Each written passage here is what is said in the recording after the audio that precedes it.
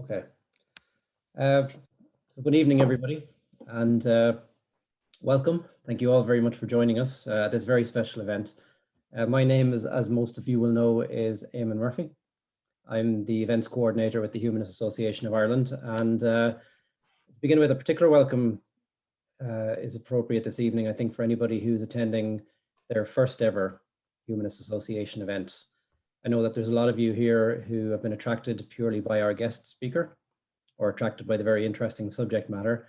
You're all very welcome, and if you'd like some more information about either the Humanist Association of Ireland or about humanism in general, please check out humanism.ie, or feel free to email me at events@humanism.ie. This, as you all know, is a virtual book launch of sorts. Joe Armstrong, my humanist colleague, is a journalist, a podcaster, a humanist celebrant, and I think most pertinently this evening, Joe is an author, and he's written a book that I think is very much worth talking about, in my gut. And we're going to discuss this autobiographical piece this evening. Before we do, it falls on me to get a little bit of housekeeping out of the way. So in normal times, I'd be telling you where the fire exits were and so on. I guess the first thing to say in these circumstances is that this event is being recorded. It's customary and polite to make people aware of the fact. And Joe just added a little bit to my checklist at the beginning, just before we began here. He's asked that those of you who have attended tonight, if you could email him afterwards, just to let him know you were there, because he'll be quite distracted this evening. He won't be able to glance around too much and see who's actually in the virtual room. So his email, correct me if I'm right, I hope I have this right here, Joe. It's Joe Celibacy. JoeCelebrandt @gmail.com. I just let him know that you're, because you want to say something nice about it as well. He wouldn't say no to that. But regarding the format of the evening, we're going to keep it close as possible to finishing up by 9 o'clock Irish time, just to reduce the risk of Zoom fatigue and so on. The plan is to split that 90 minutes roughly in half. The first half or so will be in kind of an interview format. It'll be interspersed with readings from the book by Joe. And then the latter half will be more along the lines of a Q&A from the virtual floor or the virtual room. And we'd encourage as many of you as possible to ask questions and give your thoughts at that point. But just ahead of that, an important request, we could ask if you please keep your microphones muted for the duration of the evening, except when you're called upon to speak. I think people are kind of au fait with the technology enough at this stage to understand why muted microphones are important. So please don't be offended if myself or Tony, who's helping out this evening, if we mute your microphones at some point throughout the evening. It is nothing personal. Just before we begin as well, I'd advise you to set your Zoom to speaker view rather than gallery view. It'll just be easier to see what's going on and who's speaking in that regard, unless of course you do want to see the faces of the other attendees, in which case proceed as you wish. And feel free to use the chat function during the interview.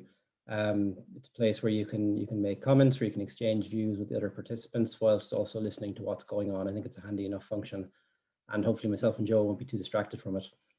Just before we begin, it's tradition to preface each HAI meeting with a short explanation of what humanism is. So for those of you who are totally new to it, or just even a little bit new, and I'm going to read this part now.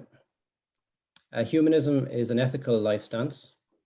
It takes a rational outlook towards life, attaching prime importance to human matters rather than to those of a divine or supernatural nature. And humanists aim to live meaningful and ethical lives without being guided by religion. Essentially, we aim to be good without God, which I think is something that's perhaps more relevant to tonight's subject matter even than most. And a more formal definition of humanism and more details can be found in the Amsterdam Humanist Declaration, so do check that out online. But on to the reason that we're all gathered here this evening. And as you all know, our guest is Joe Armstrong. As I say, a humanist celebrant, a writer, a presenter of the podcast Losing My Religion, available wherever you get your podcasts. Joe was many other things as well. He was a weekly columnist for the Irish Times for 7 years. And while he was commissioning editor with the academic publishers Peter Lang Limited, he co-founded the thriving Reimagining Ireland series, now at 100 volumes and counting. He's been married for 28 years to Ruth, long-suffering Ruth, who's also in the room today. They have a son and a daughter in their mid-20s. Joe's daughter Sarah is joining us from England this evening. His son John has decided he's got far better things to be doing than gawking at his dad tonight. But while we're on the topic of Joe's family, I believe we're being joined this evening by his brother Paul, who has a birthday tomorrow. A birthday that's a round number, we won't say which.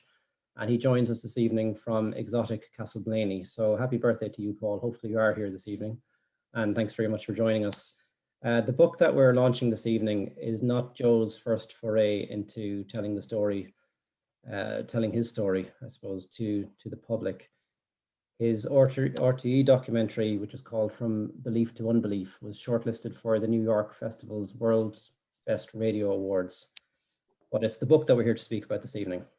And as I said earlier, what a book. In my gut, I don't believe. I'm just going to read a couple of reviews of it, or a couple of quotations from those reviews. These were taken at random from Amazon, presumably not written by Joe himself. But a great book, bravely written with such honesty by a true and caring human being. Another one read, or part of it read, I didn't intend to, but I read this book in one sitting. The phrase searingly honest is overworked, but it applies here. And another one read, for anyone who's ever struggled to find their true self, this book is a must read. Now, the Irish Times recently reviewed the book, and the reviewer called for, quote, volume 2, please. Indeed, several of the reviewers that I've read have expressed their enthusiasm about looking forward to a sequel. But I think probably the most impressive review is from the eminent Professor A.C. Grayling, who described the book as a fascinating, courageous and moving account of an individual leaving the trammels of religion for the good light of humanism. An educative story on many levels, well told. Now, I myself reviewed the book for the Irish Freethinker and Humanist magazine, which is the place where it all began in some ways. It's within the pages of the Freethinker that Joe actually began serializing the story that became the book just over 3 years ago.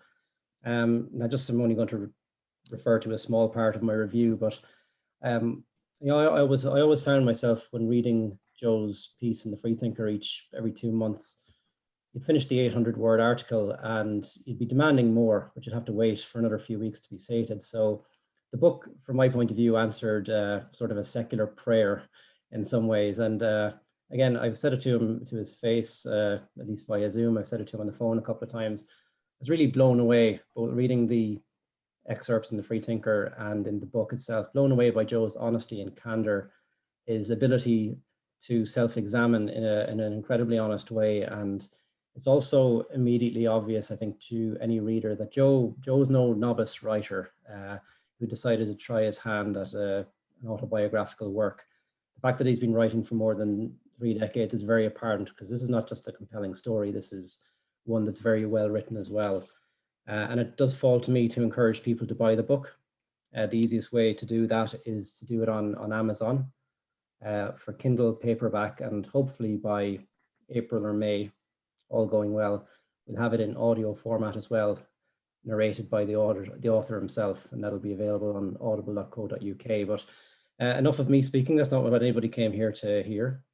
After talking for the last 10 minutes about this evening and about the book, Joe, tell us, what is the book actually about? What's the book about? That's a really good question. Well, it's about, you know, the 9 years I spent. Well, it also talks about my early childhood and so on, but it's mainly about the 9 years I spent studying for the priesthood.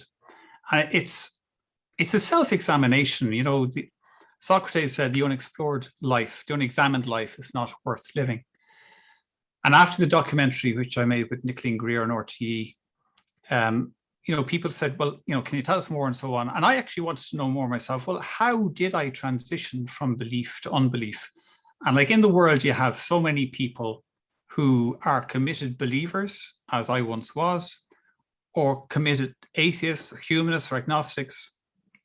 And I thought, well, if I were to examine my journey of this particular soul, if you want to use that word, how did I transition? What were the moments? What were the insights? What were the growth opportunities? What were the regressions? What were the, all of that.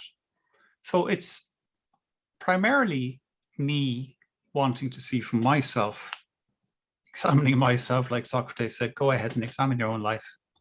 And also I kind of feel that when you're personal, you're universal. So, it took me a long time to write the book, like let's say 25 years. And it's like spaghetti junction. There were so many false starts and massive, what I thought finished drafts that went nowhere. And then, bottom drawer for another few years and take it out again and go with it a different way and so forth. So that's what a book is about. Let's try to unpack how people might transition from believing to unbelieving, how I did, it's a memoir. You mentioned those previous drafts and ones that you thought were finished, ones that went nowhere. Mm.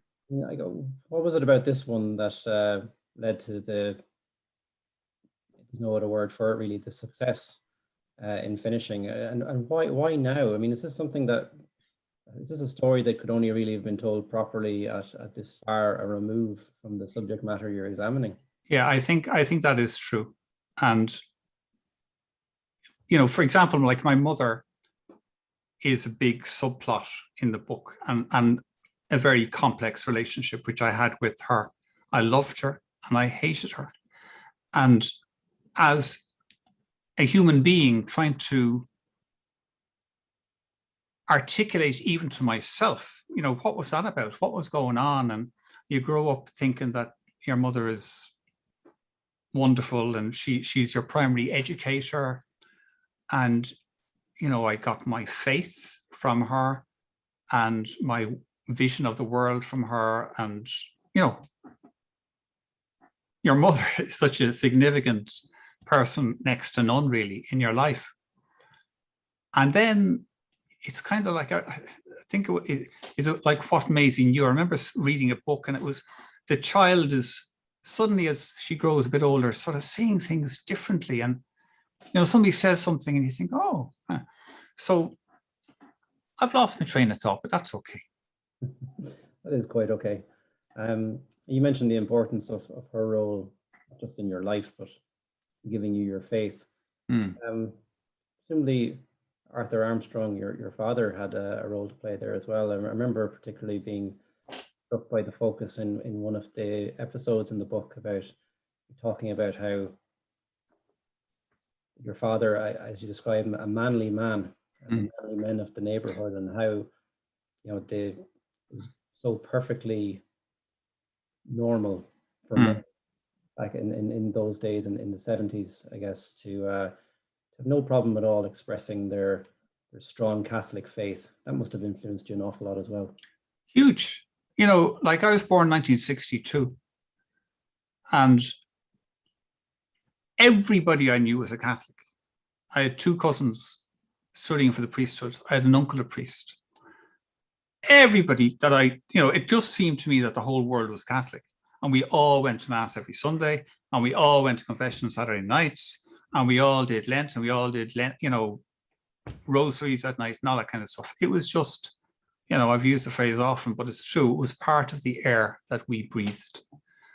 And,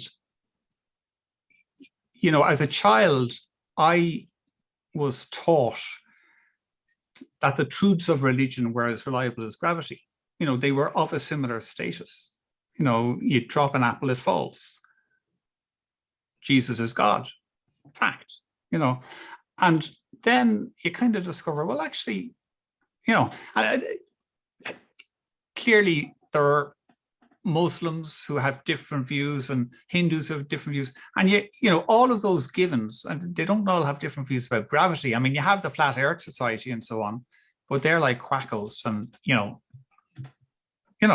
so you start thinking and so on. But again, I've lost my train of thought yet again, Eamon. So you're the anchor in my life at the moment. So go for it. Sorry, Ruth. Well, we'll bring you back to anchor, I suppose, with the the plan was that we would intersperse the evening with some readings from the book, and I think you're going to read now from episode 9 of it. But maybe before you do, just to kind of contextualize it for people, do you want to tell us a little bit about the Charismatic Renewal as it was going on at the time that you're about to read? Because you're about to read from a section set in 1979, famously the year of Pope John Paul II's. Yeah. So I had the deep Catholic upbringing, and that was a huge part of my life as a child. And then I got into the Charismatic Renewal when I was, I don't know, I'm guessing about 16 or 17. And I'm just wondering what's going on with the screen. Am I seeing something different? Am I? Okay, all good. Thank you. Anyway, Charismatic, so, sort of praise you, Jesus, and all this kind of stuff. So it was a totally different form of belief, very enthusiastic and such like. And I got involved in that as a kid. And indeed, it was a huge thing in Ireland at the time. So yeah, that was another huge influence on my life. Shall I start reading? Go first. So this is from the earlier. I should say too that Eamon, I left it to Eamon to choose the bits that I should read. So this is the book is arranged in 100 episodes.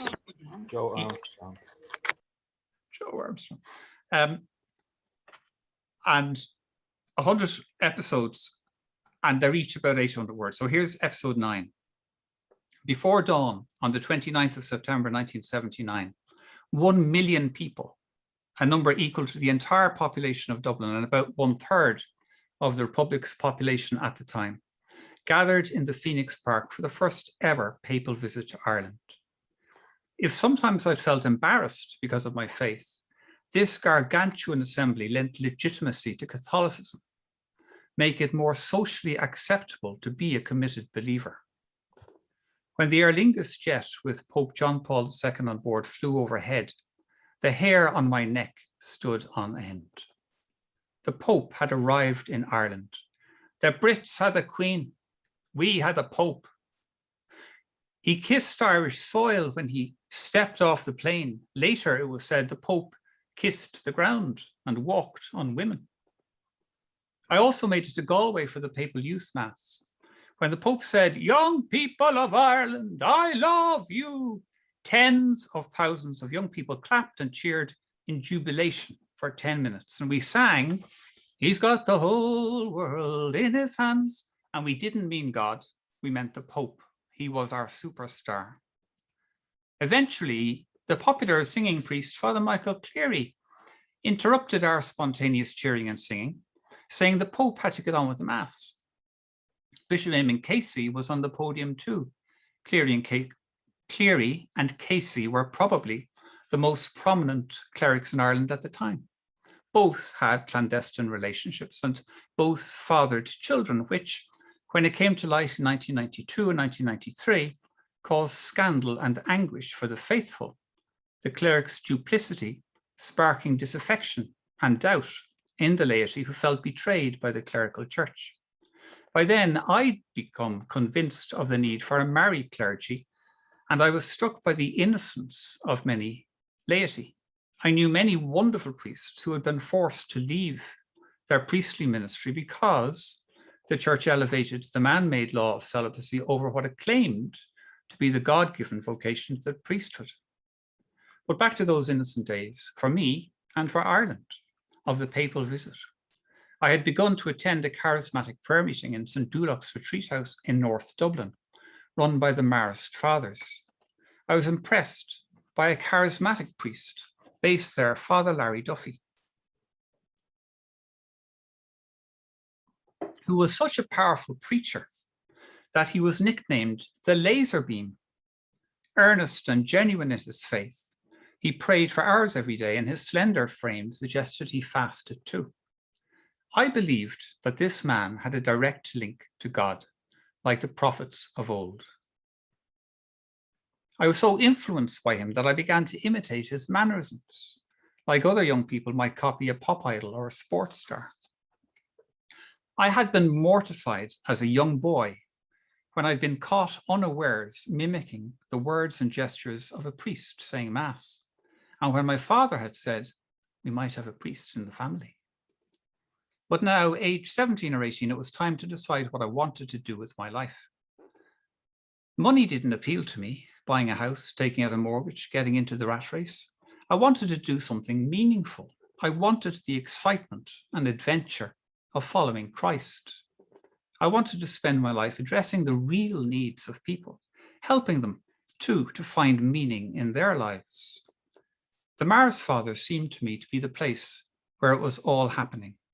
The congregation was open to what I thought the Holy Spirit was doing anew in our day. I liked that the Marists did various ministries, retreats, parishes, foreign missions, and schools. And so I wouldn't need to decide yet what work I would do as a priest. I heard that their seminary was vibrant with many young men like me testing their vocations. And Father Larry Duffy, my hero, was the Marist Vocations Director. During an all-night vigil, I told him I wanted to be a priest. Praise be God, he said. He asked me about my family, and I told him I had an uncle a priest in South Africa and 2 cousins training to be priests. He explained that if I joined, I could see if I liked it and that the Maris would be looking at me to see if I was suitable. He said there would be entrance tests, but he was sure I'd be grand. And meanwhile, I could take a trip out to the seminary. There was an open day for new entrants coming up soon. I wanted to be a priest more than anything else in the world. Father Duffy placed his hands on my head and prayed that many souls will be saved by your ministry. That's great, Joe. And the reason I suppose I suggested that particular piece is because not only does it finish on that note of you deciding that this is what you wanted to do with your life, but I think the section does a very good job of capturing the time and the frame of mind of the young Joe Armstrong. One of the things that struck me from the book about the mindset of the teenage Joe was, pardon me for saying, a general kind of intolerance of people who didn't share your Catholic faith. Like, I'm sure we've all held views in the past that we would be embarrassed to look back on now. Yeah. I mean, is that the case now when you reread some of the stuff that's in your journal? Yeah, well, I mean, I acknowledge that at the very beginning, like in the preface, I say that as a pious teenager, I had a row with a school friend who thought that the laws of the state shouldn't reflect the laws of any church. And he wondered if we religious people would prefer those with differing views to emigrate. And yes, I thought to my shame, as the church reflected the mind of God, I thought it would have been better if those who disagreed emigrated, leaving behind a society more attuned to God's plan. Having what you see as God's higher values on your side blinds people. It blinded me to rational debate. And, you know, I would have campaigned in favor of the first abortion referendum, which I'm horrified about now. And I would have, you know, been in favor of divorce. So like as a Catholic, I couldn't see, yeah, but that's your Catholic view. Why would you be wanting to impose that on other people who don't share those views? And I couldn't see that. And I think for a lot of religious people, and I don't mean them all, but for a lot of religious people, that there is that the blinkers are there. You know, this is God's way, and let's impose it on other people. And it's harder for a religious person to realize. They just presume that their view is correct. You know, it's infallible. It comes from the church. It comes from God. So anybody who disagrees has got to be wrong. How long does it take for you to change that mindset? Because, you know, not wanting to I'm not really giving a spoiler here because I'm sure you'll address it at a different part of the interview, but the book ends with you leaving the seminary prior to ordination. Of course, you were never ordained. We now know that you're a humanist celebrant. But that doesn't mean that you left as an atheist who didn't believe in the Catholic faith.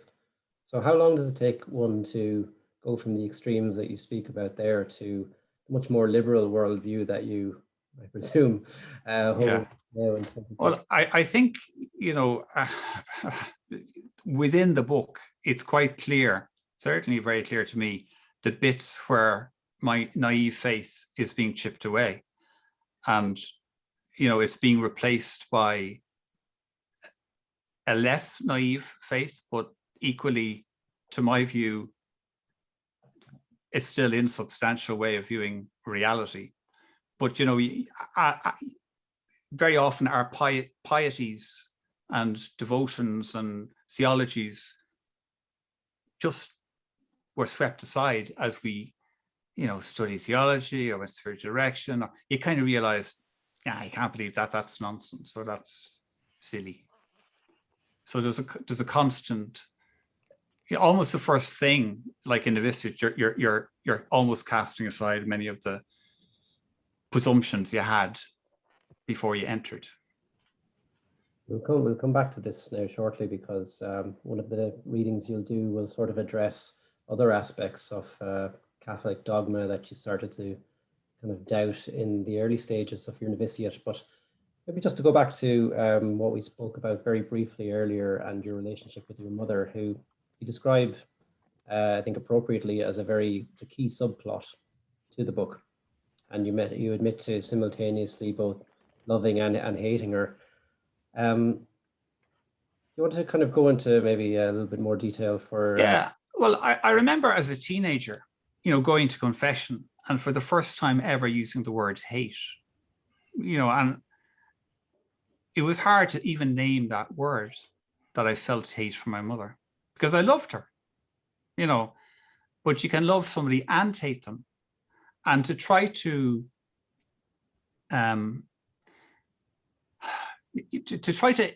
recognize that, and to realize that that feeling doesn't make you unacceptable, and I remember, to sort of fast forward, near the last 6 months of my 9 years in seminary, I went to a counselor, and my relationship with my mother was a huge part of that experience.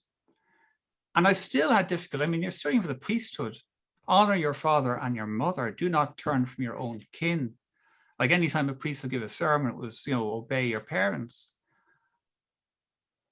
And here was I studying for the priesthood, ready to promote that message to other kids. And I was thinking, this is so unfair for kids like me, who might have very ambiguous feelings about a parent. And, just coming to terms with that, and trying to rethink not only my relationship with faith and religion, but also rethink my relationship with my mother, was one of the hardest things I ever did, and it was really, really, really hard. And she is working through that relationship was a huge part of my experience in the seminary, and indeed throughout my life.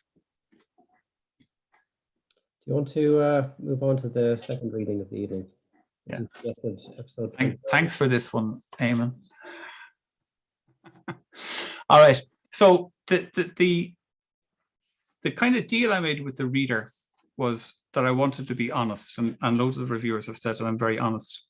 So Eamon has chosen a particularly embarrassing piece, but it's nevertheless good. And because somebody said to me, what you should do, Joe, is somebody suggested to me that the title was wrong, that instead of being called "Oh My God, I Don't Believe," it should be called "Dare to Be Me." And if you wonderful guests who are here tonight take anything away from this event, and from my book, if you read it, but from this event, it would be, please dare to be you. Okay, here we go. So this is a episode, I call them episodes. Episode 29. Our superior Father John Hannon, a great man, by the way, had warned us in novitiate that celibates needed human love and friendship. Non-exclusive, non-genital, spiritual friendships are good for celibates. So long as the relationship remains open and honest. There are risks. When you're 19, a sexual attraction can occur. "Are you saying we could fall in love with one another?" asked a novice. "Yes," he had said. "Freud taught us that relatively few people are exclusively heterosexual or homosexual. Most people are somewhere along the spectrum. Even if this is theoretical to you now, before long it won't be." In winter 1982, it happened to me. My journal of that autumn shows an earnest 20-year-old struggling with religious endeavor, disappointed with meditation difficult, distracted a fair bit, ended by thanking God for a day, not very successful. I visited my father's grave on All Souls Day. I may still have been having the recurring dream of his being about to tell me something important, but culminating in the silence of the grave. I wrote to the Salvation Army Missing Persons Office, letting them know that we had found my brother David. I had a new spiritual director, an Honourable Marist.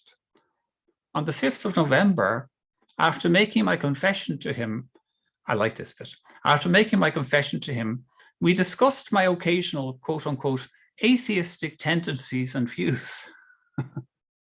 Ah, yes, the rush was there from the start.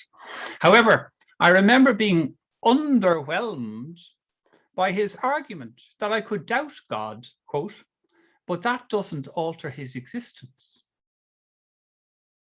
Applied to the proverbial flying pink elephant, doubting the airborne, I can't pronounce that word, proboscidean, to do with elephants, doesn't alter his existence either. He still doesn't exist, and no sensible adult stakes his life on belief in Dumbo. My new pastor work was to befriend 2 long-term inmates in Arbor Hill Prison. I found it intimidating walking into the austere building, its massive steel doors clanging shut, locked behind me. We had privileged access to the men, meeting them alone in their cells. Unlike the String Them Up Brigade, I realized that I was no better than these prisoners, just luckier. Although I have in recent years won awards for public speaking, I was far from that in my early years in Milltown. Faced with a packed congregation during novitiate, my legs used to shake dramatically, my mouth dried, my lungs clamped, and I blushed like a beacon. The problem remained 2 years later. I journaled in November 1982. On Saturday at Eucharistic Adoration, I had a near heart attack prior to reading. An entry for the 24th of November reads, almost vomiting, with nerves about driving test. But the mood changes with an entry of the 30th of November. Lord, praise be your name now and forever. My pastor work at the prison had gone well the previous night. I passed my driving test and I thanked God for, quote, the pleasure and the company and the companionship of home on Sunday. For sure, this could not refer to my mother. And so I deduce that a confrere had accompanied me. And then Saturday, Alleluia, Amen, effuses the journal. Thank you, Lord, I praise you for the beauty and the treasure of my precious hours and moments spent in deep intimacy.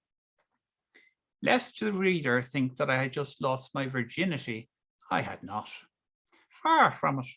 The intimacy in question was the first budding of a short-lived 6-month on-off affective and emotional crush, but something nevertheless more real than cultivating a relationship with an imagined pink elephant.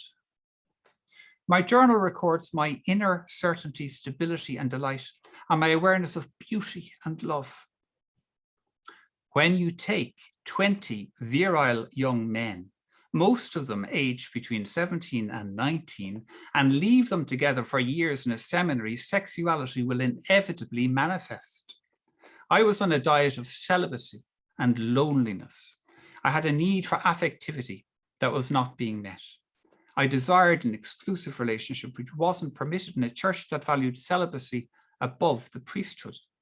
And in this emotional barrenness, I got a glimpse of what my life could be like, freed from isolation and religious constraint.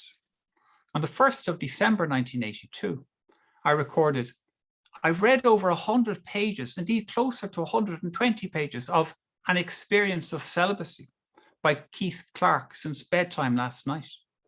that recently published book, which had just arrived in the Milltown Library, was a big hit among seminarians. I was experiencing my loneliness. My desire for sexual pleasure was heightened. I craved an emotionally interdependent, physically expressive relationship. And I realized that these normal yearnings could not be fulfilled while committed to the vow of celibacy. On the 5th of December, I felt the solution was praying and presenting myself to God at such a time as tonight when I want so much to touch another. Humbled, I prayed that my celibacy could testify to the primacy of the love of God in my life.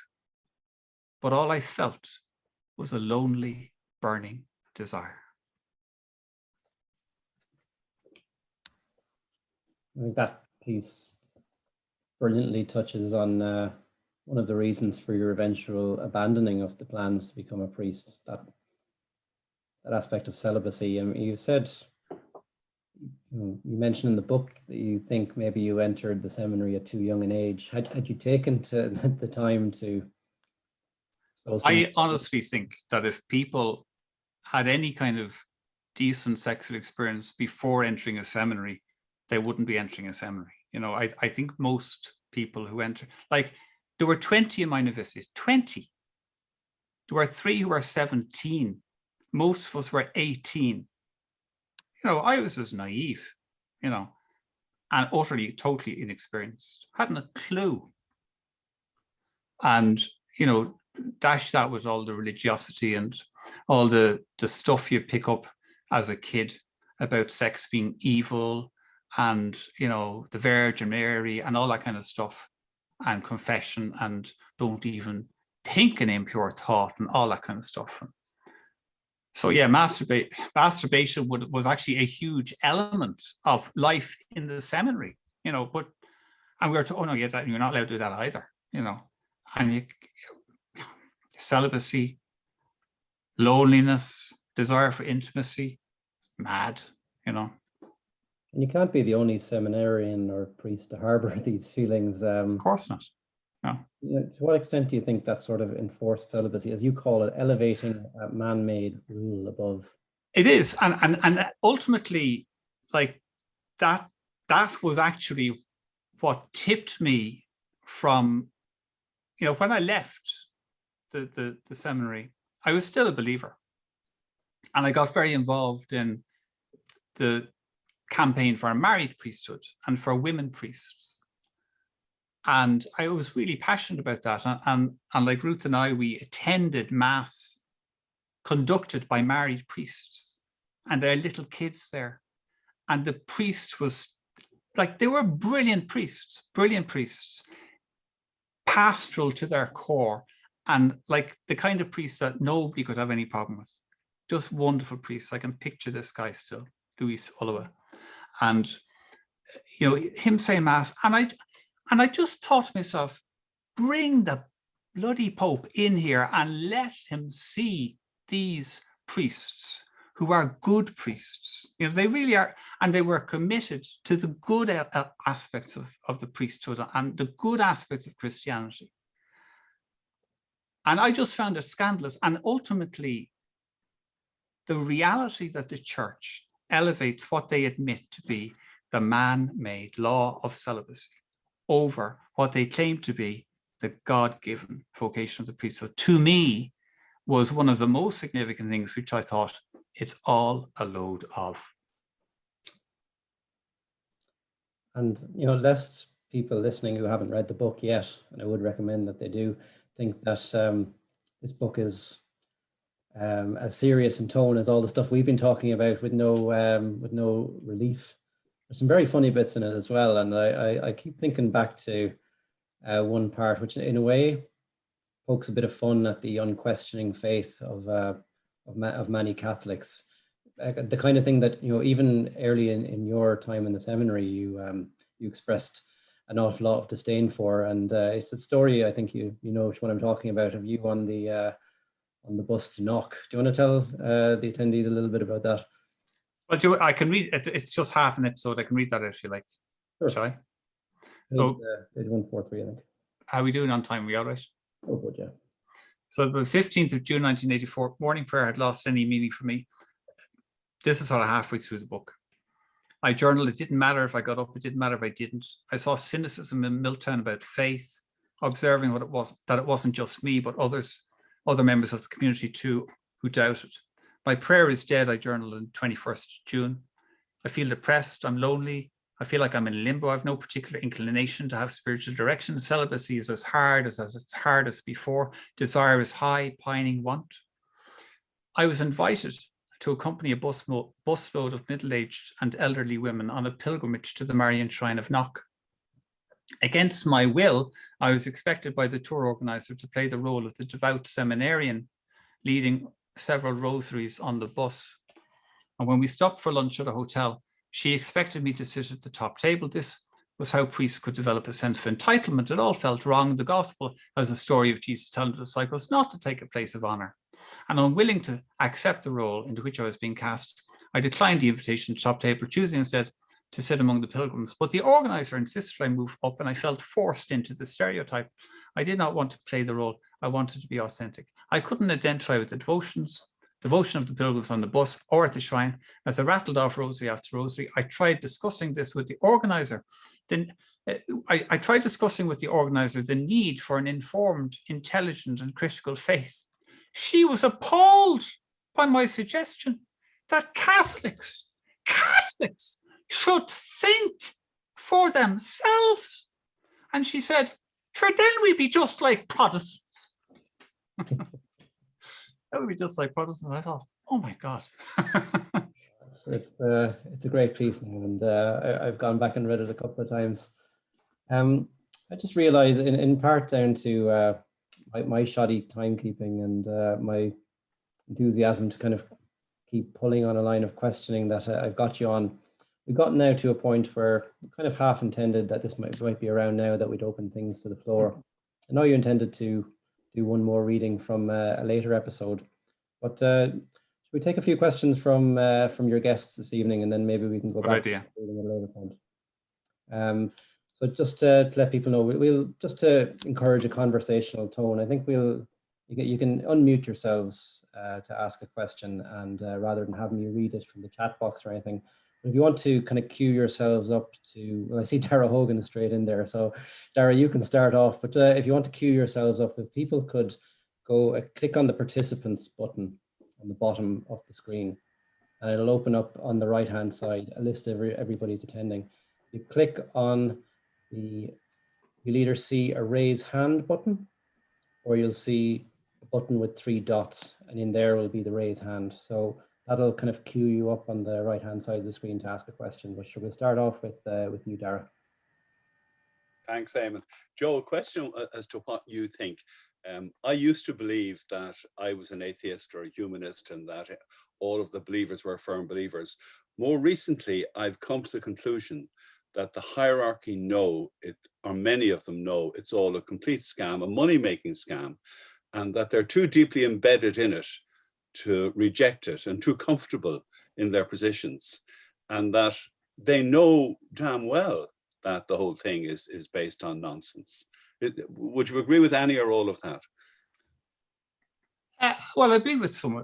I mean, I wrote a piece in the Sunday Times several years ago, and I interviewed, active priests and ministers who did not believe. And like, I do know, I'm part of a group, the Clergy Project, where everybody in that group is either a current or a former professional religious person. So they're, of the different denominations. So there's Catholic and so on. But several of them are current active ministers or priests, and they are atheists, but they are, financially dependent on their job, and they're trapped, and they're looking for a way out, but it isn't so easy.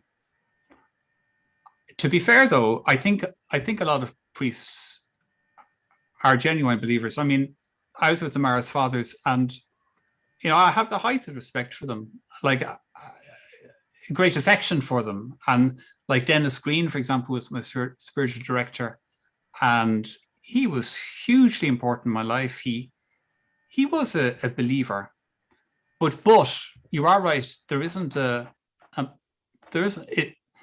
kind of a monopoly, if you like, or an agreed set of stuff. Like they have the creed, but in reality, they have their own personal theologies, I think, very often. But to be fair, I think that's also true for humanists. You know, I think there are as many a theologies as there are theologies.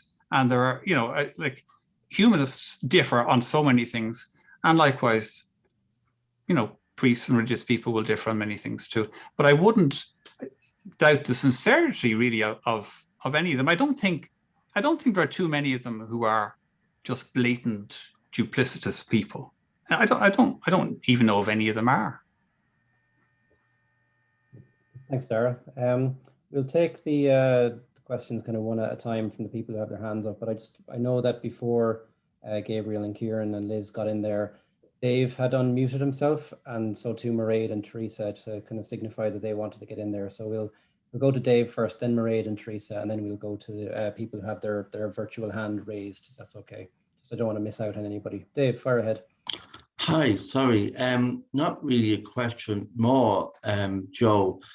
I am full admiration for your honesty in this, searing honesty. I could never do it, and I'm full of praise for you. You are fantastic for doing it. I could never begin to do it. Were you afraid of that honesty coming out? Afraid doesn't touch it. I was terrified. You know, I think that's why it took me 25 years to write the book. Because, you know, I thought, you know, will I fictionalize it? Will I change all the names? Will I set it in America? Do you know?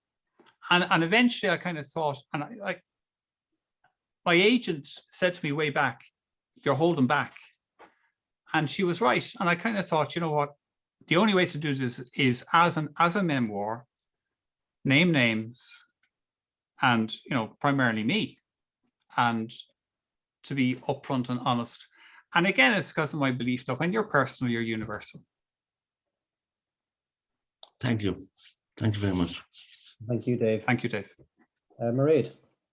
Hi, thanks. Hi, Joe. Joe, Hello, Mairead. you're only a few years older than me, and you were describing my childhood as well. You know, the routine, the seasonality almost of Catholicism and so on in our childhood. When I was in my early 20s, I was training as a student nurse, and that's where I had my start of my departure from my belief, when a little 3-year-old child that we were nursing died, and the mother wanted a particular prayer that was up on the ward to be read at the little ceremony in the hospital, and our chaplain said, no, that would not be suitable. And to my mind, if a bereaved mother would ask me to stand on my head and sing Dixie, I would do anything for her to help her grief. And that was the start of my moving away, you know, and seeing a realer life, if they want a better English. And I wonder, is it lack of fullness in somebody's life that makes them reach so strongly for religion, or is it sense of control? You know, if I say my prayers, my sick relative won't die. What do you think? I don't know. I mean, looking back, I can only answer for myself. And I know that a huge part of why I was there was I just didn't think much of myself. And I thought, well, because I don't, this recurring phrase comes up in the memoir, you know, it's the best place for me. And when I use that phrase in novitiate, it's the best place for me, I thought, it's the best place for me in a very positive way. But those very same words, it's the best place for me, can also be said in a very self-denigrating kind of way. It's the best place for me, you know. And because I genuinely, I'm looking over here at my missus who's put up with me for 28 years, whatever. But, you know, I just didn't believe that any woman would ever, you know, want to spend their life with me. So that was part of it, like kind of, if that's your starting point, and I think that somehow was a feeling I had from my experiences in my family, if that's where you're coming from, then you think, well, how can I make something of my life when I feel so bad about myself?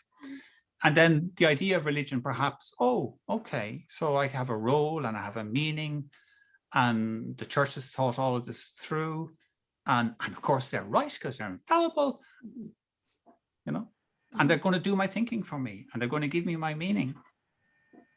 Okay, thanks, Joe.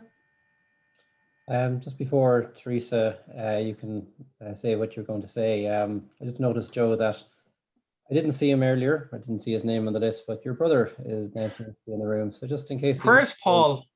Or, can we highlight him? Tomorrow. A landmark. We won't say which one, but can we get him on the screen? I'm not sure if he has his. Oh, he doesn't have the video on. Paul Armstrong, put on your video for a minute. He's probably watching telly, pretending to be here. Anyway, in case he missed it earlier, Paul has a big birthday tomorrow. So could we all, in case he's looking, can we all just do this for Paul? He's got a big roundy birthday tomorrow. Happy birthday, Paul. Thank you, Eamon. Teresa, fire ahead there. Oh, Paul, 1 second. I think Paul has unmuted himself there. Has he? Where's Paul? So will I go ahead or is Paul going ahead? I thought he had unmuted himself there for a second, but sure. He might have run away. You have the floor now, Teresa. Okay. First of all, Joe, thanks very much for this book. I think it's a really important book because it gives an explanation of what was happening in Ireland for people who didn't live through it, because young people now will not believe how things were in the Ireland. Now, I'm a bit older than you, but I read the book and I reviewed it on the Book Depository, which is where I buy most of my book, or some of my books at the moment. But in the beginning of your first reading there, I want to go back to that, because apart from what I consider the coercive control that was going on with you and the other guys in the seminary, you said something that sort of resonated with me at the beginning of your first reading. You said you were an idealistic teenager who wanted to do good, who wanted to make some meaning in his life. And I think, you said the person is universal. That's true, because I was the same kind of teenager. I wanted to do something good. But at the time in Ireland, the way you could do something good, there wasn't an awful lot of avenues open to you. So the church was one way. And I know I was recruited for the convent, but I escaped because I had discovered a boyfriend at that stage. But I started doing something good by setting up a branch of the Legion of Mary in my town and ended up complaining the parish priest to the bishop. But what saved me was feminism. That at the time I was doing all that, I discovered the women's movement. And not only did I discover that you could do good without God, but the people who believed in that God were oppressing women all over the world. Now, do you think that drive to do good, because I know you and I know the good you do now and the kind of life you lead, but that drive to do good and the seeing that the only way you could do it was becoming a priest, or was the best way you could do it, and that was, you were kind of brainwashed into that from being very young. The only people who were doing good, of course, anybody who wasn't Catholic wasn't. So the only way you could do good and aspire to the things, and especially I see what you wanted to do in Northern Ireland, that you were thinking that becoming a priest, having that mission would be the only way. Nowadays, you would volunteer for, there's so many avenues that are open to young people. Do you think that was a motive? It was, it was a genuine motive, like there were good motives for joining the seminary. Mm-hmm. And then just a lot of them fell apart because you thought it's just not adding up. And, I did, as you mentioned, I was passionately committed to this idea of reconciliation. Like, what is the biggest need in Ireland? What's the biggest need in Ireland? It's not teaching kids in a school. There are oodles of teachers, lay teachers. Why be celibate to be a teacher? It's ridiculous. Why would I do all of that suffering and loneliness and longing and all that stuff to teach English and French or whatever it might be? I just thought it was stupid. And I'd gone to a Christian Brothers school, and I would never have dreamt of becoming a Christian brother, simply because, well, why would you do it to teach? So yes, I wanted to do something good. I wanted, you know, I thought the most important thing to do in life was to work on, well, what's the meaning of life? You know, to be with people like Teresa, you're a celebrant too, at birth and marriage and death, you know, to offer meaning to people. And the church seemed to me to offer that meaning, the meaning that everybody around me believed in.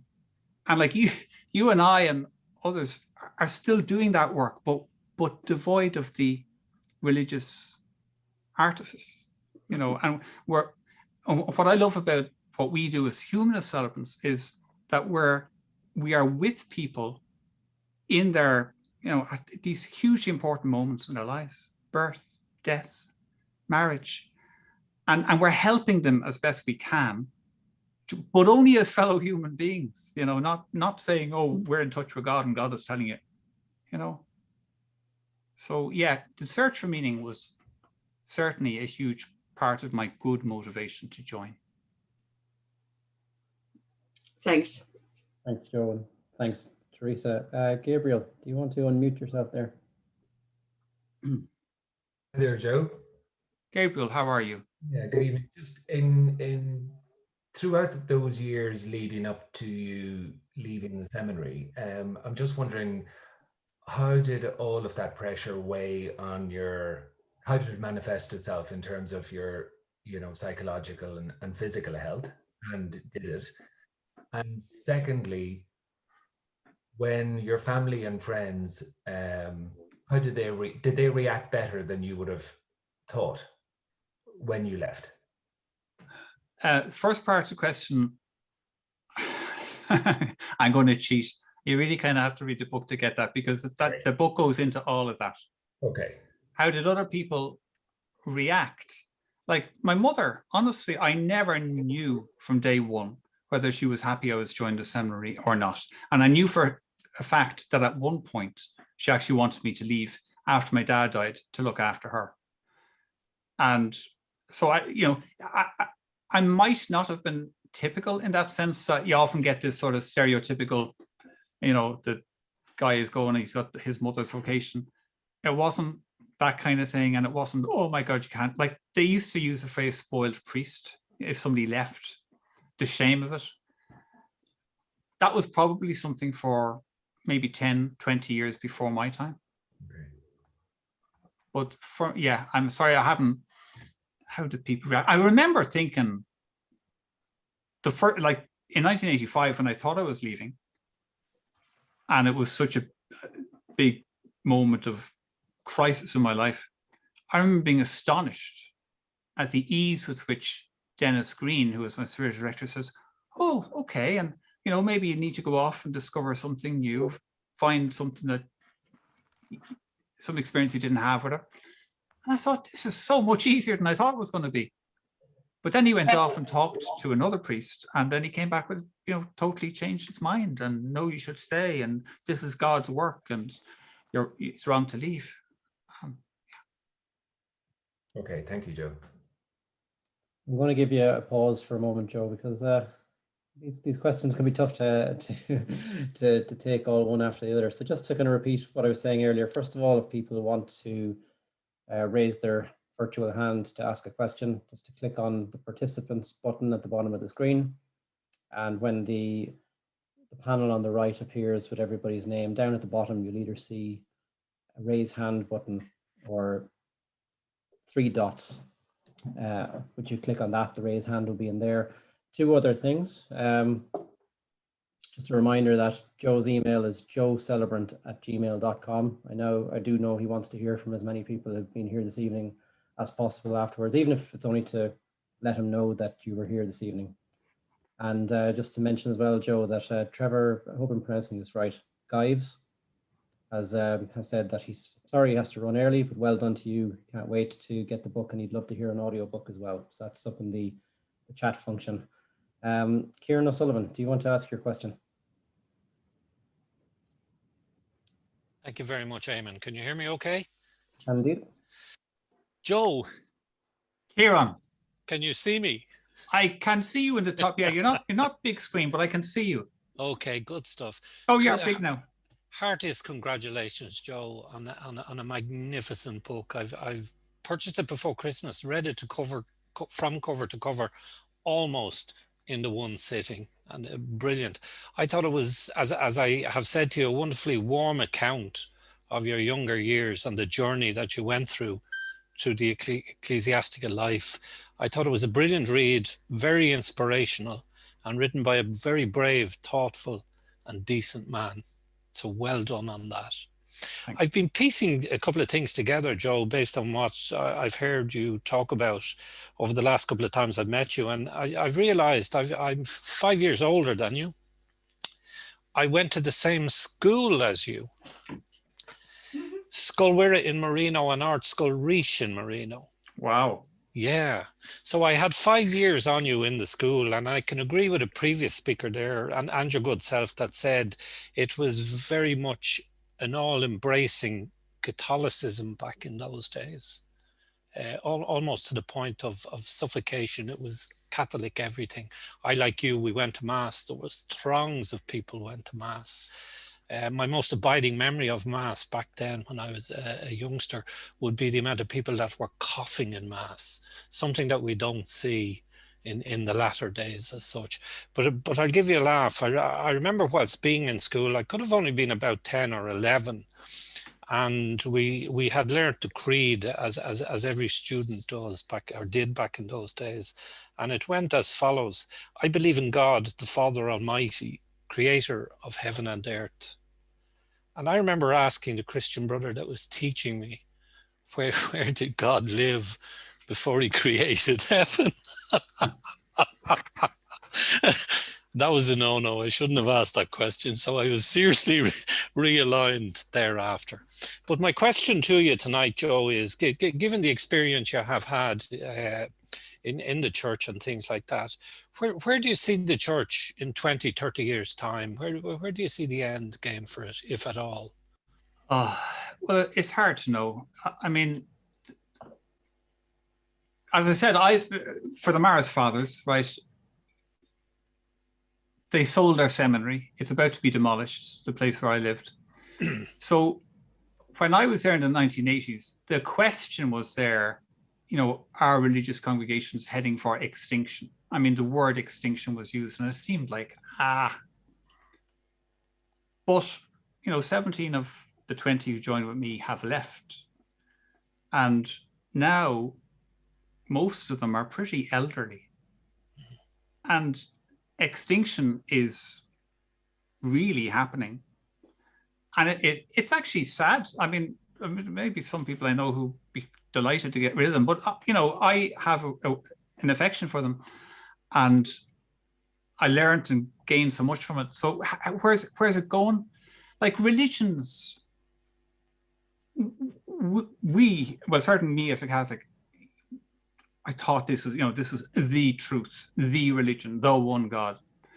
But there have been so many religions over the years. I mean, 2,000 years is nothing in human history. It's nothing. And there are like tens of thousands of religions out there. People don't believe in the Celtic gods anymore. They don't believe in the Nordic gods anymore. They don't believe in the Latin gods, the Greek gods. They're all in the past. And I imagine that, you know, sooner or later, it will be the same with Christianity and Islam. It'll go. But then, so I think will humanism, and, you know, so will any ism, you know? But hopefully we'll have humanity left and humans searching for meaning. Yeah. Thank you. Thanks, Karen. Liz, do you want to unmute yourself? Yeah, so I just wanted to say a couple of things. One, I'm about the same age as you, and I grew up in Limerick, and I kind of left Limerick about the same time as you went into the seminary to do science in Trinity. And it was quite easy as a woman, actually. I'm just thinking, listening to you, it was actually quite easy as a woman to reject the Catholic Church because they said about alienating us anyway. And then when you start to be a scientist, you kind of go, well, that doesn't sound right, and that doesn't sound right. So I haven't read your book, Joe, and I will read it after this. It sounds really interesting. But the second question I have is, I'm a huge fan of John O'Donoghue and his poems. And he talks about Master Eckhart and his definition of the soul. And you talked at the start about saving souls. And I just wonder, is there, you know, because he talks about the soul being that inner core of you that different things can touch, like music or poetry or art or whatever it happens to be. And I'm wondering, is humanism and being a humanist celebrant, and apologies, I'm not long a humanist, I'm just here about 6 months now, but is there in being a celebrant, are you actually still doing that piece of touching people's souls when you're at the births and the marriages and the deaths that you talk about? Yeah, I actually love the word soul. I don't have a problem with the word soul. I think it's great. Like, I love soulmate. You know, Ruth is my soulmate. And I think it's a lovely, lovely, lovely word. So I suppose it's just another word for kind of the essence of a particular person, who they are at their core. So what I love, you know, insofar as if I'm conducting a ceremony, I just, you know, it's just lovely when you have maybe a small intimate gathering for a baby naming, or for you know, kids who are doing a kind of a civil equivalent to a confirmation, and you kind of, maybe they cry, and you kind of think, God, people don't cry at baptisms. Well, maybe they do, but I never saw anybody crying at a baptism.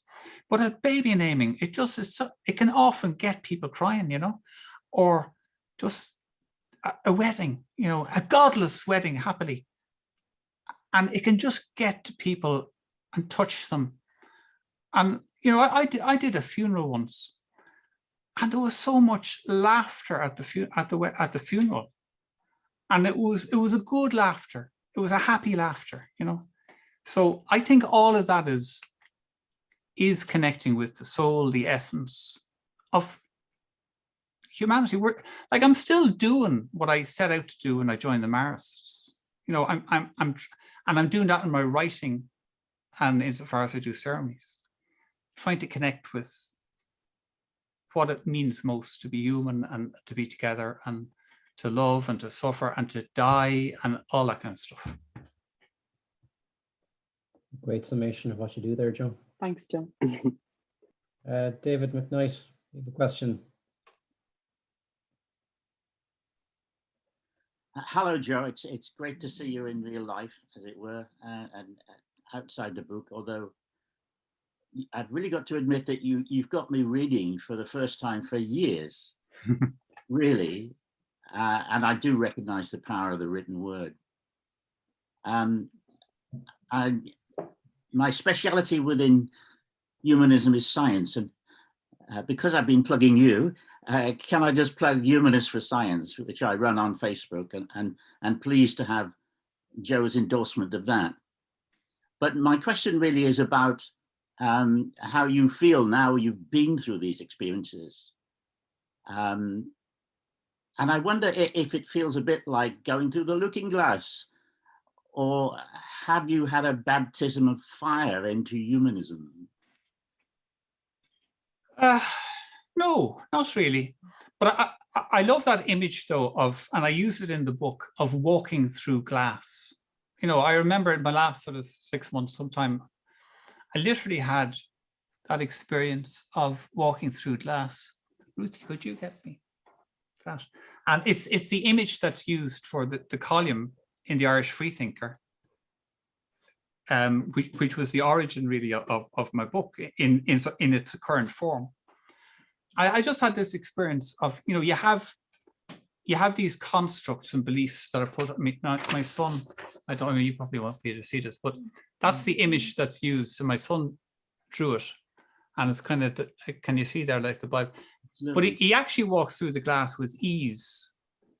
And it's also like this image of walking, you know, the bird escaping from a cage, that you have all that. I had these constraints, which I got from my family, I got from my church, and you kind of think, that's it, you can't go beyond there.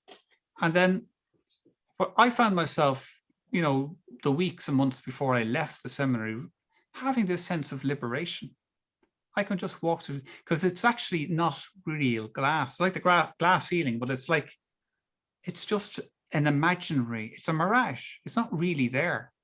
And I think often people, when they, you know, they have this fear of God. Some people's view of God is so horrible, you know, and you kind of think, well, just walk out of that concept and see if you'd be struck dead by lightning. Guess what? You won't be. And, you know, if there's any, I often have a better view of a potential God than believers, because I say, well, you do that. And I think, well, if your God really loves you, what difficulty could he, she, or it have if in your essence, you don't believe in him? You just don't believe in him. Like, what God worth believing in or following could possibly have a problem with you being true to yourself? I think we've got the feminists to thank for the concept of glass ceiling. Yeah. Definitely. Thank you, David. And yeah, Humanists for Science. Great group. So if you're on Facebook, join Humanists for Science. Thank you. Dermot Cronin, you're up next. So I am. So again, I suppose when we reading many books, kind of a touch also, not necessarily about humanism, but I was a great lover of Tolstoy, and quite surprised then when I read his A.M. Wilson's biography. I've been trying to write it out here. Roughly what he said was that basically when he looked at religion, he felt that abandoning his religion was like walking out into the Russian winter snow without a coat. So I'm just wondering to Joe, I mean, if such a pillar of wisdom as Tolstoy found it very difficult to abandon his religion, just wondering to Joe, at what stage, Joe, did you feel you were absolutely right? You know, because there comes a line, you're absolutely on one side, you're absolutely on the other. How long did it take you to be absolutely right, that you felt you were absolutely right to abandon your religion? To be honest, it wasn't a sense of being absolutely right. For me, like right up to the end of my 9 years, you know, I actually could have stayed. Like maybe I couldn't have stayed. Maybe ultimately I just couldn't have stayed. But the argument to stay, to believe, or to leave and to not believe, were almost in equal measure. And I had this difficulty, you know, because I fluctuated. Somebody else would say, like in 1985, I was persuaded to stay. Sorry, I'm losing my train of thought because I wanted to say something. Just say can you say your question again, please? Because there's something I wanted to say. Sorry, I was just saying that if someone like a pillar of wisdom like Tolstoy found it very difficult. Oh yeah, sorry, I've got it. It was a cloak. It was a cloak in the snow. He didn't want to walk out in the Russian winter against all the vagaries of life without this cloak around him. How do you feel that? As I say, it's a bit like there's a line that you said, right? I suppose like myself, and I love the title you referred, In My Gut, I Don't Believe, but there's between in the gut and this thing, right? I'm absolutely comfortable now, but I don't know if when I cross the line. But for someone like yourself, who's so educated and the formation has been such, how difficult it is for you. If I compare you to Tolstoy, that would probably be a little bit going overboard, but you are also a pillar of wisdom. So how difficult it is that wisdom to cross the line?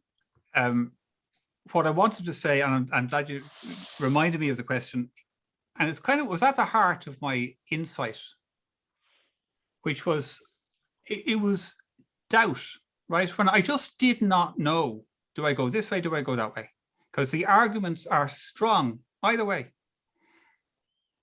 And it was, I was trying, well, what is real?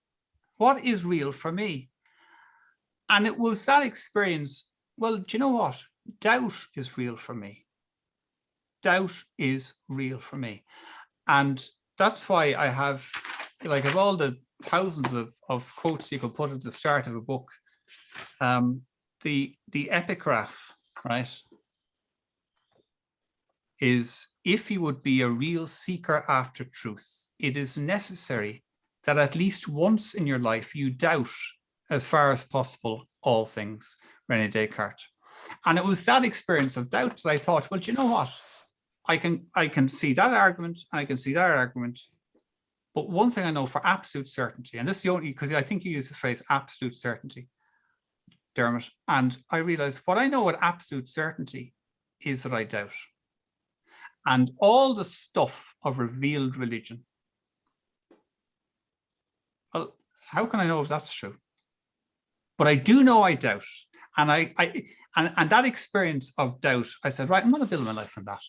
And when I did counseling last 6 months, and the counselor was superb, and she got me to respect my doubt, my perceptions, my feelings, my understanding, my judgment, my decision. And that even if the entire world says I'm wrong, well, do you know what? I'm going to go with my decision. And like in 1985, I wasn't strong enough to do that. And I thought it took me to 1989, 9 years on, to be strong enough to say, do you know what? I don't care if the Pope himself came in, knelt down in front of me, I'd still go. I'm going because I don't believe it. And that's a bit I didn't read out, was, you know, where I was forced by the counselor in this moment, right now, in this moment, how do you feel? I don't know. And I could see yeah, but right now, this second. And I thought, in my gut, you know, she was asking me, how do you feel in your gut? And it was terrifying to make that, absolutely terrifying. What, you mean my identity, my future life, my income, my everything, my whole worldview, to decide that simply on my gut? And in my gut, I had doubt, to build my life on that. Scary as heck. But that was my absolute certainty, doubt. I'm glad we got to that part, Joe, because I kind of feel, looking at the clock, that I suppose we have a choice between doing the final reading or taking 3 questions from Jill, Niall, and Francesca. I hope you don't mind keeping the discussion going. No, keep it going. Good stuff. Jill Bell, all the way from Sligo, Europe. Yeah, thank you, Joe. Can you hear me? I can. Yeah. I haven't read your book yet, but I'm looking forward to reading it. You've nearly answered the question, but I'd just like you to go into a bit more detail about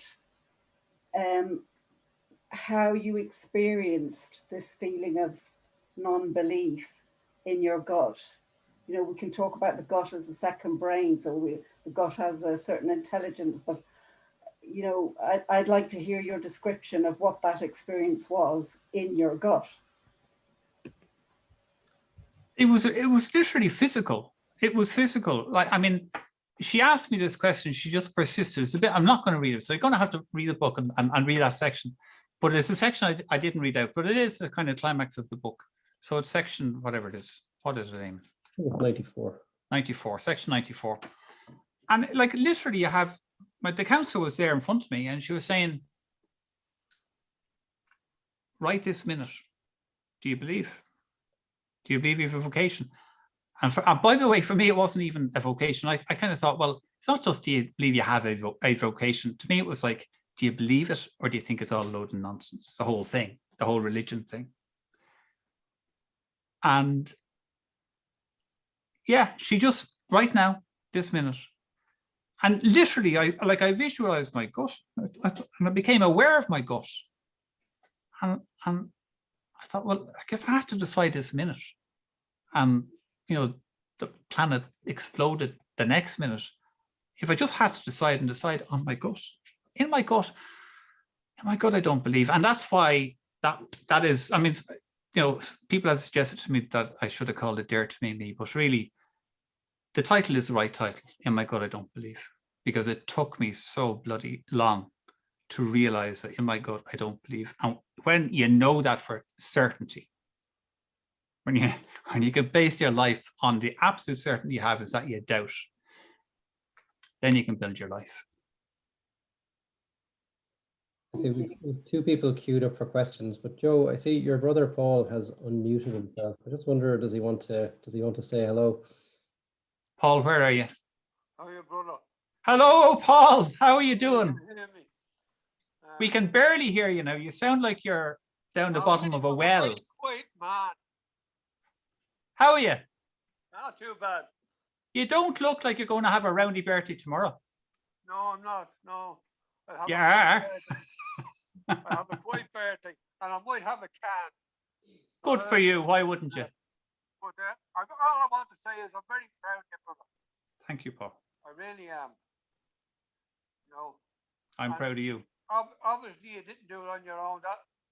That lady beside you has a lot to do with it too. Listen, nothing good in my life would have happened without Ruth. Nothing good. I couldn't have written this book. I couldn't have written for the... Words failing me. That's unusual. I know. Thank you, Paul. I'm really proud of you, son. Thank you. I wish I could be with you tomorrow. The old fella be proud of you too. Good to hear. Thank you. That's all I have to say. Thanks very much, Paul.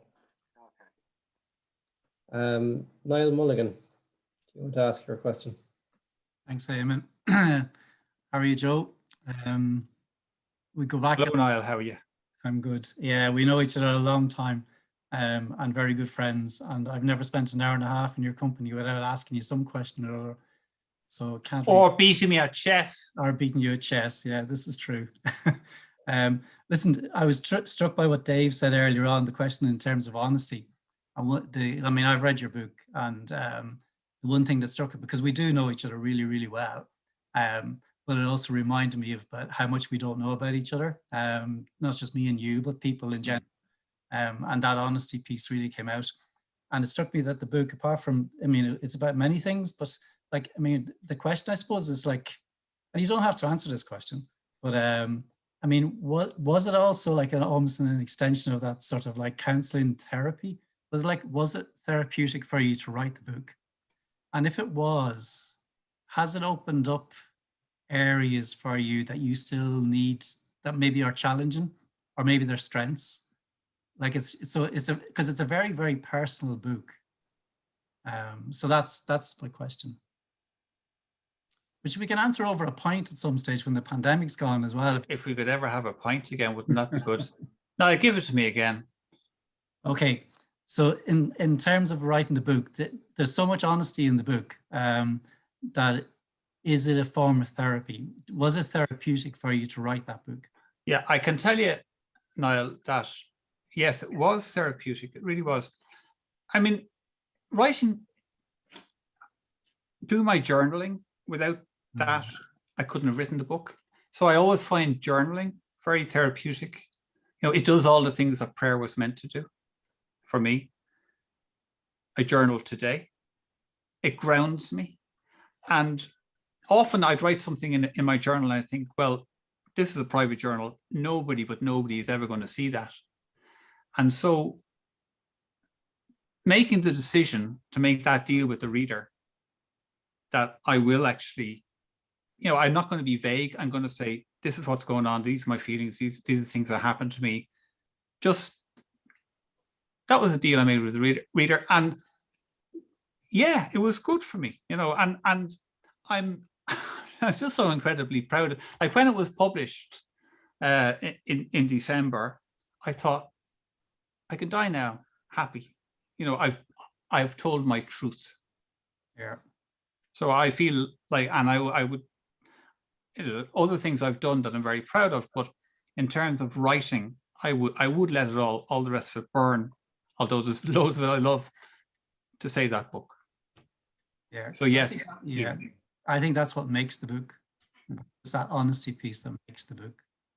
You know, so you should be very proud of it. Thank you, Niall. I'd be even prouder though if I could ever beat you on the chessboard, but that's never going to happen. Well, that'll be another day, Joe. So. Thank you. Francesca, it falls to you to ask the final question of the evening, and then we'll finish up. Do you want to unmute yourself there? Thank you. Hi, Joe. Hello, Joe, Francesca. Look, I'm a Sicilian New Yorker, Joe, living in Ireland, and I am a bit bemused by the group in the sense that there are 75 people, or were 75 people, and there was no critical comment. Now, I would like to offer a critical comment since I'm the last one, because it's like something like attending an opera and everyone's throwing roses at you. Now, I'd like to say this. Number one, very early in the question and answer sequence, you were asked a question. Now, because so much has gone on, I'm not quite sure what the question was, but your answer was, you referred to, well, I deal with that in the book. I don't like that answer. I think it's evasive. I think your question and answer, you have a duty to answer the question in a concise way.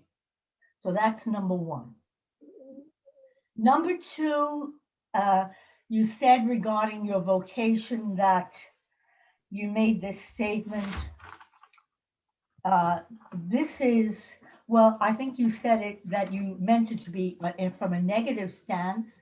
This is the best place for me. Well, I'd like to challenge you on that, because that is not a vocation. Going to something goes, this is the best place for me, meaning, no. That's number two. And what was number? Oh yes, I would like Claire. I don't need you. You don't certainly have to share this. It's entirely up to you. But you said you had difficulties with your mother relationship. If you would like to just give a precise, was it abandonment issues? Was it peer issues? I would just like a word or two of clarification. Thank you very much, and I've enjoyed the evening. Thank you, Francesca. I do appreciate the criticism, and I welcome criticism, because that's how we grow and how we're challenged and how we can improve. The second point you made about this is the best place for me, it is a phrase that does recur in the book, and genuinely in novitiate, I did believe that it was the best place for me. But as my time in the seminary continued, I found myself saying it. Like, I remember on one occasion, it was a girl I was fond of in UCD, and she was asking me about, was I happy? And my response to her was, it's the best place for me. But I know now as an adult looking back that what was really going on in my saying that was a lack of confidence in myself, you know, that I would ever be loved by anybody. And in that sense, that it was the best place for me. Like that is true. So I'm not adding to what I said earlier, but I'm not quite sure the issue you had with that.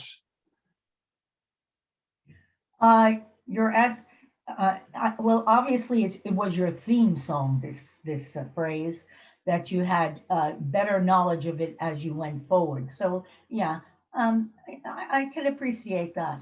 Yeah, but what I'm trying to say to you was, I don't think that statement is where a vocation comes from. A statement of like, well, this is it kind of smacks on, well, this is the best I can do with it, so I'll do this. That's how it hits me. Francesca, may I ask you, are you a believer? No, I'm not. No. Okay. No. No. So when you ask about a vocation, what do you mean by that? Well, I know about vocation because I was 4 years a nun, and I'm 60 years, 60, attached to the Amityville Dominicans. Though I'm not a believer, I still have 60 years experience with them. Okay. In what sense? What do you do with them? Well, I'm not going to go into details, Joe, with that. It's my personal life, you know. Yeah. What I'm telling you is I know a lot about vocations. I have more years in it than you have in your life. So. Right. Okay. Well, you know, this is what I love about humanism. You know, we respect people have different views, you know. And I know there were three parts to your question. I think I've only addressed one of them. The first part I think was that I think it was my answer to Gabriel that I had suggested he needed to read the book. I wasn't being flippant. I can't quite recall that question. I think it was to do with my mother. Well, I don't know what it had to do with, but I do not think that is the answer to give any question. You summarize in some way in 3 words, and you don't say, read my book. That's not appropriate. I'm doing senior lecturing for years and answering question and answers to thousands of people, and I would never give that answer to anyone. What do you lecture in, Francesca? Well, you seem to be wanting to know an awful lot about my life, which I'm not sharing. Thank you. Okay. Well, I'm happy to share my life. That's what my whole book is about. So. Well, that's you. That's fine. Yeah. Okay. Now, the third thing was your mother. I don't want, you don't have to answer that, but it would be useful if you just give a hint since you're constantly talking about it.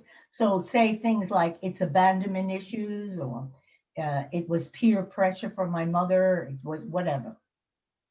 Well, I can't use that language because that language isn't mine. Well, you know? Your own. Well, give me your own language then. Well, I have, but you don't want me to say it's in the book, but it really is in the book. No, that, yeah, really, that's a la answer. That's all I have to say to you. Fine. Okay, well, I'm sorry about that, but literally when I did the documentary, people would ask me a question, and it's a question I couldn't answer in a few words, and that's kind of why I wrote the book. It sounds to me like a guy who wants to sell his book. Yeah, I'd like to sell my book. I'm not going to deny that. But you want to sell it too much rather than giving clarification. You're here to give clarification. Okay. Well, we would need another hour and a half if I were to talk in detail about my mother. David, you look like you're trying to get in there. Sorry, yeah. Just on Joe's behalf, really. I mean,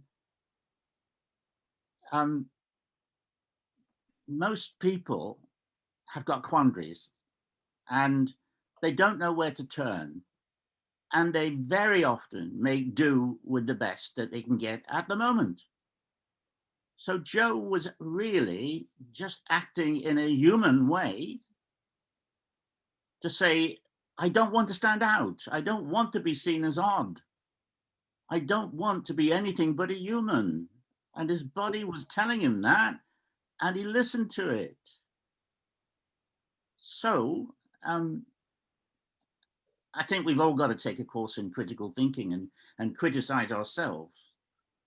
But if I may say it, I don't think Francesca's remarks were useful. Thank you. Thanks, David. Look, I think that's probably a good point as any to finish up. We're about 10 minutes over time.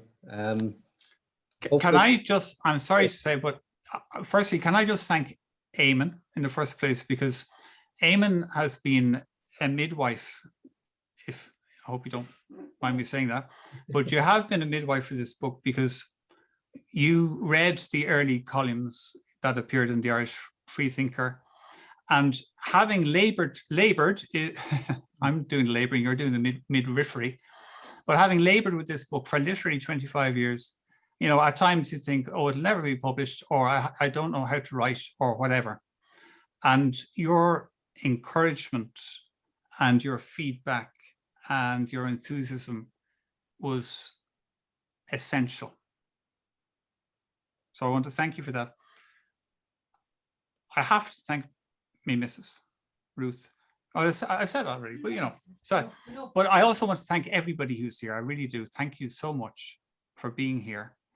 And even if you don't buy or read the book, and by the way, you can get it for free on in all kind of places. I would love if you each left this room thinking for yourselves, I shall dare to be me. I think that's a perfect spot to finish up on. Thank you, Joe. You're a very easy interview for both. Thank you, Eamon. And I think Teresa Graham hit on it very well earlier. She pointed out the extent to which many of the social changes that have happened in Ireland the last few decades provide very important backdrops for your story. And you said it yourself, 20 young men entered the novitiate with you in 1980. All but 3 eventually left either before or after ordination. I've no doubt that to some extent your story is theirs too, and that's a very important aspect of the recent history of this country, recent social change.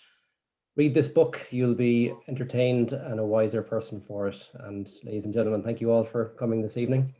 And hopefully we'll see you next month at on Wednesday, April 14th. We'll be talking about dignity in dying with Janie Lazar, and keep an eye on the website for that information. Thank you very much. Thank you. Thank you. I want to put here. I know it's not in person, but if we were in person, I'm sure we'd all give them all a big clap. Yeah. I'd expect a big hug from you, daughter. No. Thank you, Sarah. Thank you, Sarah. And George. Here's Joe. See you soon. Thank you. Thank you. Well done. Thank you. Thank you, Joe. Well Thanks, done, John Joe. Eamon. Well done, Eamon. Thank you.